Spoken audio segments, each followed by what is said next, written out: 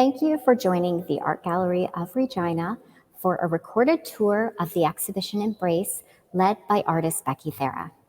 You don't have to be a synchronized swimmer or an Antarctic explorer to identify with the fragile perilousness of Becky's work.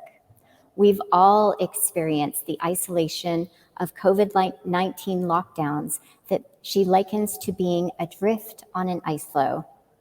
Becky's video and textile-based artworks are particularly relevant for the Art Gallery of Regina to present during Pride Month, as Embrace addresses restrictive, binary, male-female, active-passive, heroic, trivial, and explorer-homemaker gender roles.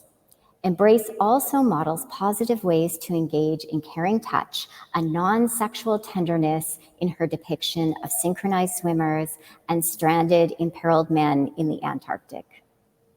We can learn from these delicate and ephemeral figures made of lace and shadow, or meeting themselves in the mirrored surface of water, how to support each other, how to clasp with care and float free of oppressive ways of being and suffocating expectations.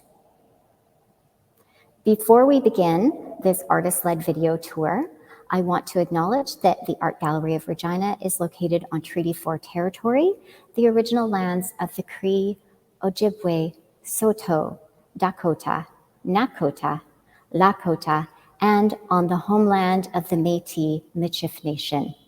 While we meet today on a virtual platform, I would like to hold a moment to acknowledge and reflect on the importance of these lands which we each call home.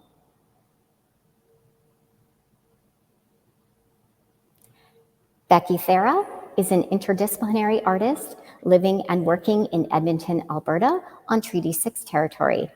She completed her MFA in Art and Design at the University of Alberta in 2018. Her Master of Fine Arts research, which explored trauma in relation to personal and intergenerational and systemic gender-based violence, was awarded a SSHRC CGSM grant. Thera works in video, photography, embroidery, drawing, and performance. With an extensive history in synchronized swimming, Thera has been working as a coach and choreographer since 2007. This experience influences the involvement of performance and water in her artistic practice. Thera's work explores themes of empathy, intimacy, and feminist politics, situating herself between poetry and activism. Thera's work has been featured nationally and internationally, including notable exhibitions at Nuit Blanche Regina and Feminist Art Fest in Toronto, Ontario. She is currently pursuing her Juris Doctorate at the University of Alberta. And Becky, welcome, and thank you for sharing your exhibition Embrace with us today. Thank you so much for having me and for giving me this opportunity to talk about the work today. I really appreciate it. I'd like to start off by saying thank you to the Art Gallery of Regina and to Sandy for all the work that was put into presenting this exhibition and for giving me the opportunity to talk about the work today. I'm extremely grateful to be able to share this work. And thank you to my family for all the support in making this work and in the install. And I'd also like to say a quick thank you to Harcourt House, which I did a residency at in 2020 and 2021. And that gave me the opportunity and the space to make a lot of this work. So I'm extremely grateful to have had that opportunity to bring this all together.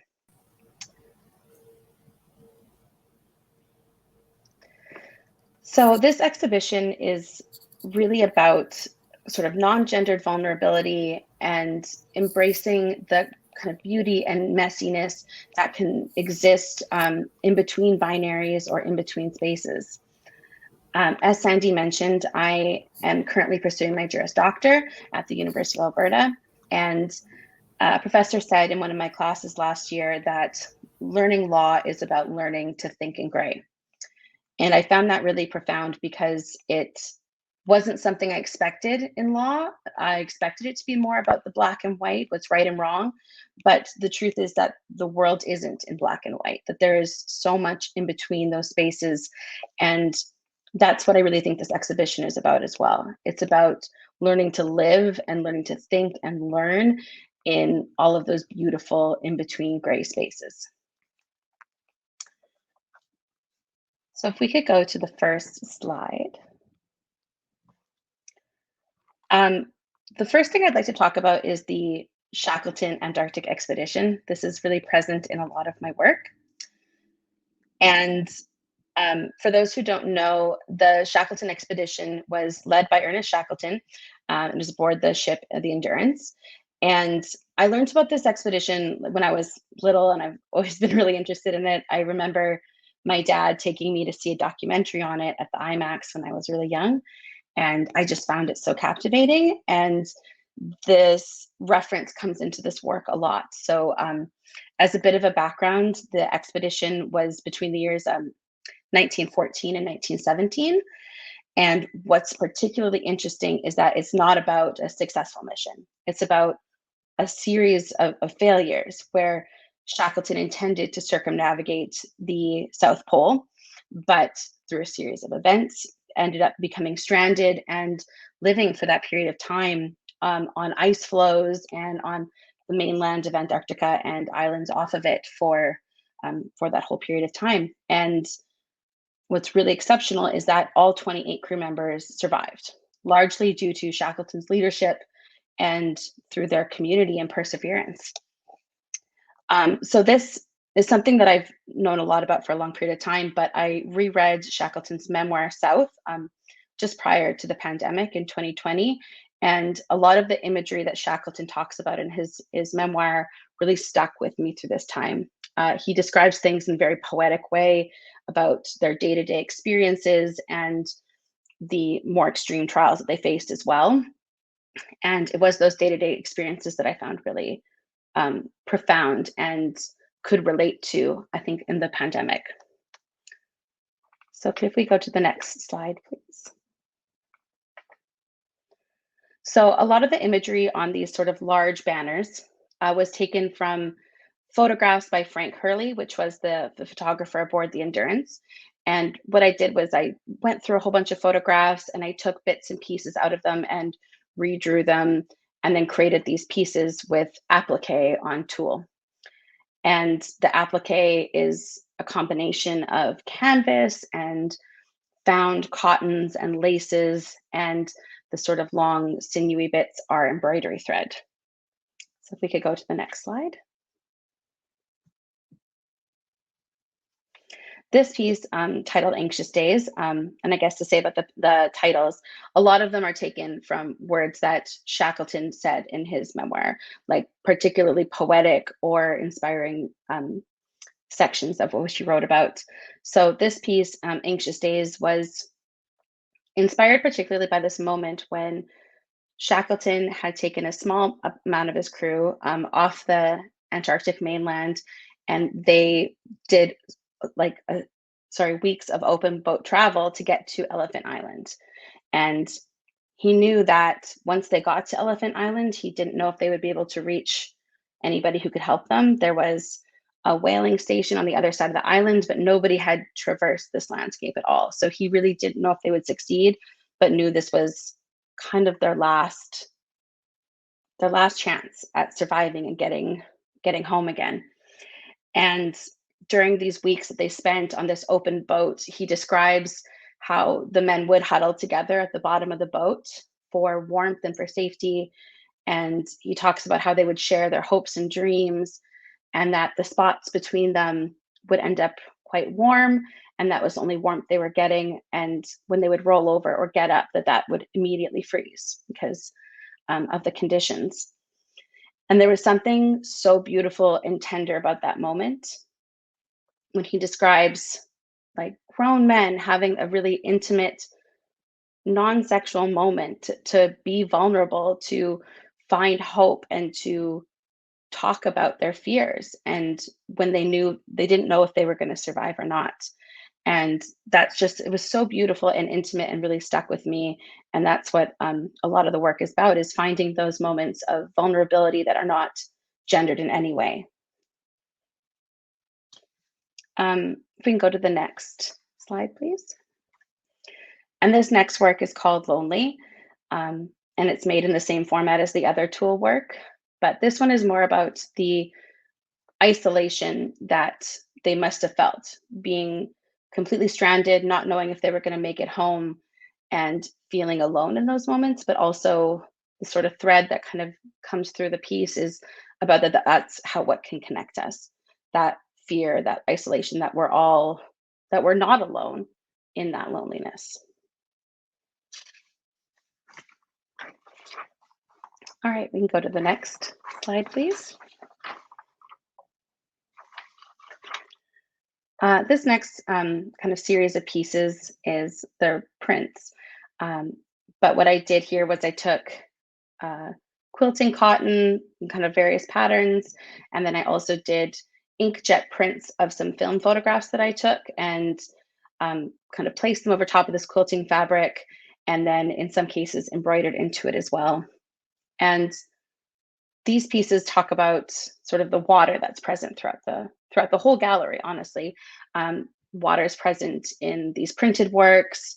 It also is sort of present in the large banners, as I kind of think those look like either ship sails or icebergs or even just like cascading waterfalls. And then, of course, water is present in some videos that I'm going to talk about later as well. And water, I think, is a really interesting medium because it holds both fear and comfort at the same time. For myself, I was a synchronized swimmer, and water is somewhere that I feel extremely comfortable and also like at home and safe. Like being underwater or floating just feels really great to me. But I know that a lot of people don't feel that way, especially like if you can't swim. And water also holds a lot of danger, as I mentioned in sort of talking about Shackleton's expedition, the danger of open water travel, and the power that that water holds. So I really like that duality of kind of sort of comfort and disaster, or disruption and finding comfort. And this kind of again reminds me of another bit about Shackleton's Endurance expedition, which is that when they returned home to England, they were in the midst of World War One, and this sort of the titles of these works, A World We Once Knew or The Other Side, represent that sort of coming back and not recognizing the world anymore.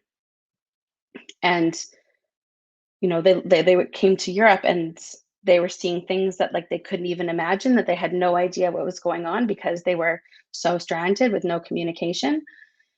And again, in some ways, I find some parallels to what's happening in the world now, is that sometimes maybe people can look at the world and go, this isn't something I recognize. And for some people, that might be really scary. And for others, that might be a comfort that something is changing, that maybe things could be changing for the better. Okay, so the next piece, I'd like to go to the next slide. This is a video entitled We. And if we could go to play a bit of this video, that would be great.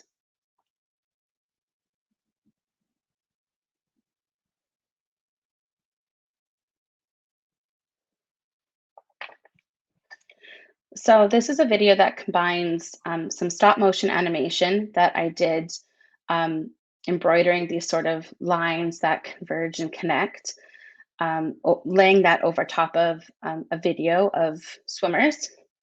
And it's, yeah, combining this sort of animation, choreography, more simple movements, more complex movements, and just images of being underwater. And a lot of this work comes from my personal experience with synchronized swimming. So I was a swimmer for many years, and then I became a coach and have been doing that since 2007. But I have a really complicated relationship with the sport, as I think many do, that the sport can hold so many beautiful things. It's a way to express yourself, a way to be creative.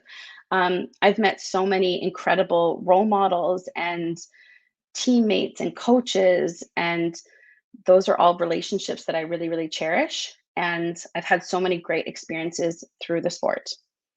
But at the same time, the sport is so reliant on the athlete's ability to adhere to gender expectations. And I think I especially saw that a lot as a coach, as somebody who was choreographing and seeing my athletes engage with the sport, that a lot of the things that were expected of them were things that were inherently feminine.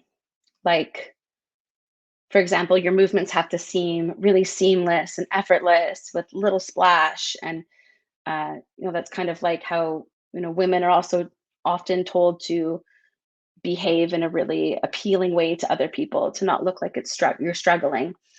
Um, and in other ways, athletes are even judged on their bodies.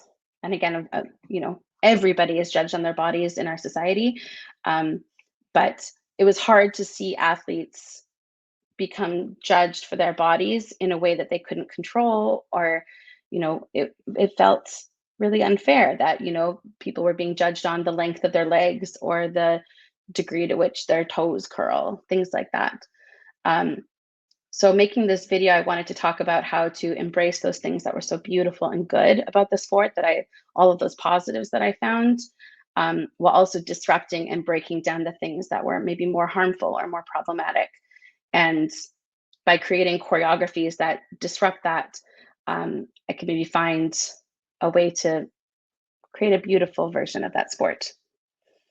And then, of course, the sort of athletes floating throughout to really talk about the connection, right? That the possibility for embracing the positive connection between each other. So this video, again, is about that sort of embrace, that connection, and that sort of positive aspect of the sport.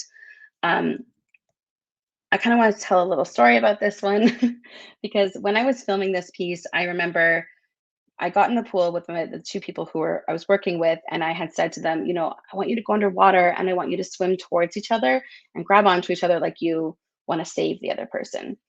And it was definitely a little uncomfortable at first, but they said, yeah, we're happy to do that. Let's give it a try.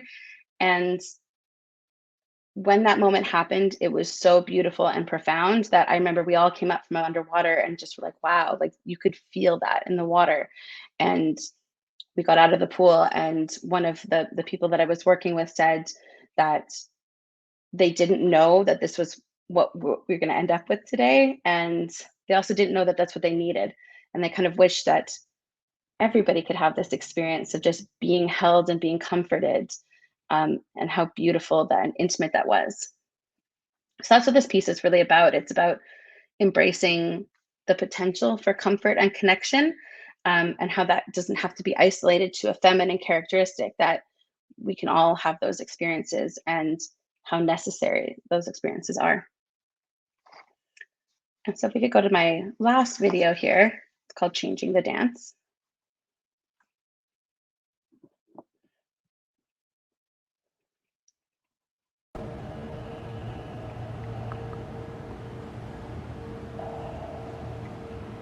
So this video is a much larger projection. And this video, I think, really embraces the idea of disruptive choreography. I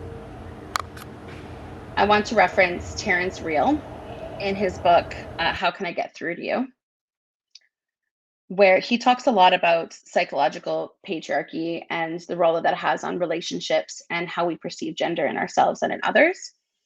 And he describes psychological patriarchy, which is this idea that the characteristics that we hold that are masculine are valued, and the characteristics that we hold that are traditionally feminine are devalued, and that we all contain some of those aspects within ourselves, but half of ourselves is constantly being devalued and half is being valued, and the sort of impact that that has on our own identities. And he talks about it as a dance of contempt. And we often, when we're talking about patriarchy, think about how women suffer because of patriarchy, but in reality, we all suffer because it has gender expectations, no matter what your gender is. And I just wanted to kind of say a quick quote from the book that I really find interesting, and that relates to this work a lot. That the choreography of patriarchy, this unholy fusion of love, loss, and violence, spares no one. My passion lies beyond the transformation of any single dancer. I want to change the dance. So I thought that was really beautiful in how we can look at, how psychological patriarchy affects ourselves in the way we view our own identities, but also in the way it creates this society that we're all a part of. This piece, I think, most heavily leans into my interest in kind of old horror movies and those sort of aesthetics. I really love horror movies in the way that you can create so much kind of disruption and fear in very simple shots, like using shadows, using light. And that's really, I think, prevalent in a lot of my work. And in this piece, particularly, I wanted to use a lot of this imagery to talk about sort of like the horror in this binary, the violence that exists in it that is being done onto each of us through just the existence of patriarchy and its role in our lives. But then to also kind of mix it with the choreography and the comfort of water and the sort of freedom that can exist when we, or maybe if we're able to release ourselves from patriarchy and embrace just all parts of ourselves and all parts of each other. All right, if we could go back to the slideshow.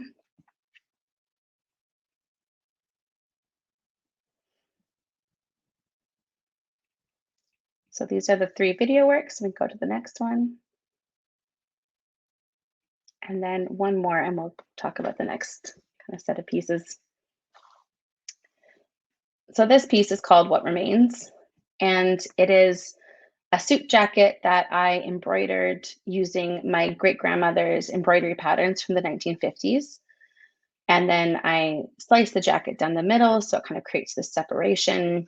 And there's this cascade of gray fabric behind it in which I embroidered the words "What Remains" over and over again onto the fabric.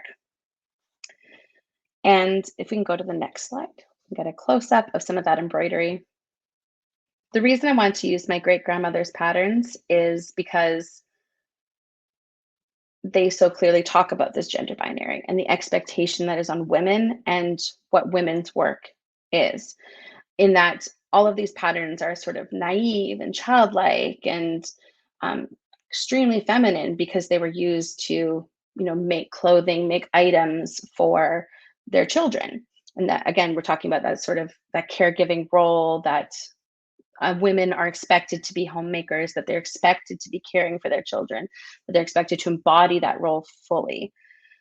And I wanted to kind of subvert that and talk about the sort of the restriction that exists in that expectation.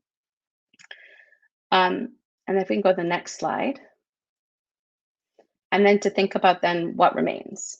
Like if we're thinking about deconstructing gender roles and expectations, what do we want to hold on to and what do we want to get rid of? And I was really trying to think through this piece, is there a way to get rid of the sort of painful restrictions that gender roles offer us and instead embrace the sort of the caring aspects, embrace our own possibility and identity. And I think especially in a kind of coming out of the pandemic, when we're thinking about, maybe a bit about destruction, a bit about rebuilding societies, a bit about the possibilities for rebuilding society, this set of words really remained in my head. I was really thinking about what do we want to hold on to. And if we can go to the next slide, it kind of ties in well to these next 2 pieces, which are really about sort of destruction and falling apart. We can go to the next slide. This piece is entitled She's Gone Boys. And again, this is another of the sort of giant tulle banners that I created. And this set of imagery was really taken from a photograph where the Endurance, the ship that Shackleton's crew had arrived at the Antarctic with, was eventually destroyed by ice, leaving them completely abandoned with no way of getting home. And in this moment, there was so much loss and sadness, and these men were able to express it to each other. And that's where the title comes from. Is I can't remember exactly which crew member said this, but that He turned to another crew member and said, "She's gone, boys. Like it's over. Where do we go from here? How do we move forwards?" And that's kind of what I wanted to think about through, through what remains, through the next piece as well. So if we could go to the next piece. And this is really about that. How do we find a way forwards? What do we want to hold on to? Where do we go from here? And this is where I think especially the Shackleton journey is so inspiring, because Shackleton was able to hold his crew together through community and through care for each other. He talks a lot about how when he saw somebody who was suffering, somebody who was having a really difficult time, he would give them a job. He would make them feel important and valued, and he would care for them. And often that job was in caring for their crewmates as well. He talks specifically about how when one crew member was having a really difficult time and didn't know if he could go on, Shackleton said, "Your job is now to make tea for the crew." And he got so invested in that task of making the tea for everybody, that Shackleton was caring for this crew member, and this crew member was able to care for the rest of his community. And I think that aspect of care and community was not only what kept them alive and kept them going physically, but emotionally as well. And I think there's so much possibility in that sort of non-gendered care for each other. And if we can go to the final piece. This final piece kind of brings together some of the embroidery that was in the video earlier. And I'd also like to talk a little bit about the sound that's in the gallery. So if we'd be able to play the sound for just a second, that would be really great.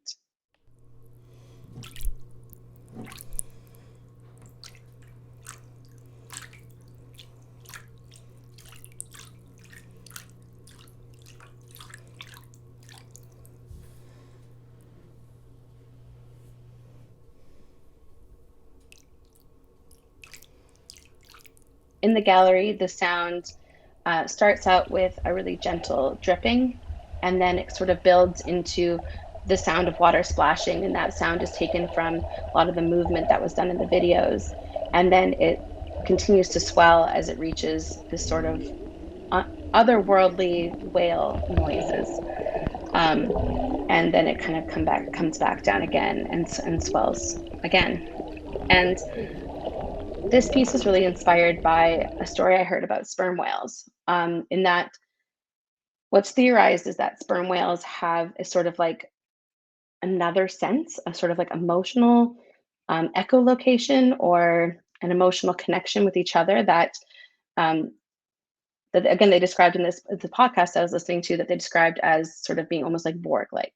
That if you asked a sperm whale, "How are you feeling today?" the sperm whale might reply by saying, "We feel sad," or "We feel joyful," rather than "I." They sort of see themselves as a collective identity. And I found that really interesting, and as a sort of an idea, an empathetic way forward, that what if empathy was just something we could all experience together, that we could all be connected in our pain, but also in our joys, in our triumphs, in our happiness, and that we would know that we're not alone in any of these experiences, and we could provide care for each other. So in the end, I think this exhibition is about potentials for hope, potentials for empathy and connection, to embrace our own identities in the many levels that they exist, and to embrace each other in a caring way. And yeah, I guess that's what I have to say about this exhibition today. And thank you so much for the opportunity. Thank you, Becky. Thank you for that beautiful tour. So I will encourage people to come to the gallery and to take in all of the aspects of the exhibition, visual, auditory, time-based. And I would like to note that the Art Gallery of Regina is committed to free and accessible events, including this conversation with artist Becky Thera. I would also like to acknowledge the financial support of CARFAC Saskatchewan, who partnered with the Art Gallery of Regina to present this recorded artist-led tour of Embrace. I also wish to thank our core funders, Saskatchewan Arts and the City of Regina through their Community Partner Grant Program.